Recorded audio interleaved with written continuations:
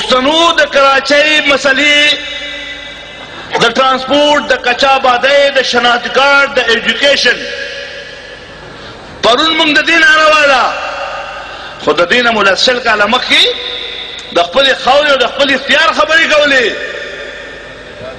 خو نن خپلې خاوره خپل اختیار هم تللی نن ستاسو ټرانسپورټ او ایجوکیشن او شناخت کارت خو دي خو نن ستاسو د وجود او د بقا جنگ دی او دا جنگ تاسو ته پروت دی د 29 نومبر د جنگ نه په شروع کېدو پوه شوی ما او نه د هغې په بندېدو پوه شوی د نن نه 2 میاشتې مخکې چې کوم لساني جنگ شوی او کوم پښتون وژلی شوی هغه پښتون څوک دی یا کاغذونه ټولوي یا ممپلو والا دی یا تندور والا دی یا ریړۍ والا دی یا ټیکسي او رکشي والا دی او یا د یو بنګلي چوکیدار مړ دی او الزام په چا راولي دنیا میډیا ته وایي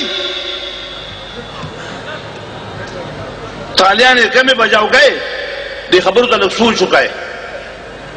بدنام باچا خان چوک دی بدنام سوراب ګوټ دی بدنام پښتانه شو مړوم پښتانه شو آیا تاسو وایئ چې زما او ستاسو دا جنګ د مکارو سره دی او که نه دی دا قوم مکار دی ظالم دی نو د دې مکار او د ظالم جواب به څوک کوي موږ به یې کوو نو څنګه به یې کوو په کور کې به یې کوو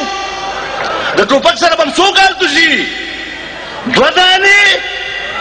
مړه دله پښتونه یو 100 کارتوس وساته خو په واده کې به یې نه چلوئ په کویدن کې به یې نه چلوئ پښتونه ستا واده ستا کویدن ستا خادي به هله وي د پښتون واده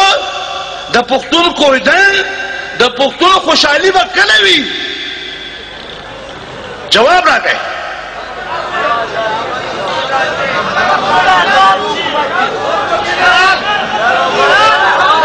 د پښتون خادي خوشحالي به کله وي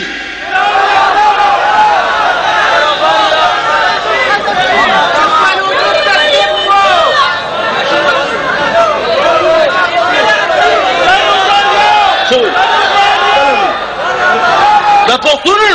زه درته وایم د پښتون خادي به په هغه ورځ وي چې د لر او بر افغان خور او مور په عزت باندې شي زما د عزت سوال دی ما له خپل عزت پکار دی ما له د پښتاني مور لور خور عزت پکار دی څوک باندې عزت نه کوئ په خدای دې قسم نن به دا قسم کوئ چې هوایي ډزې به نه کوئ که چا هوایي ډز وکړه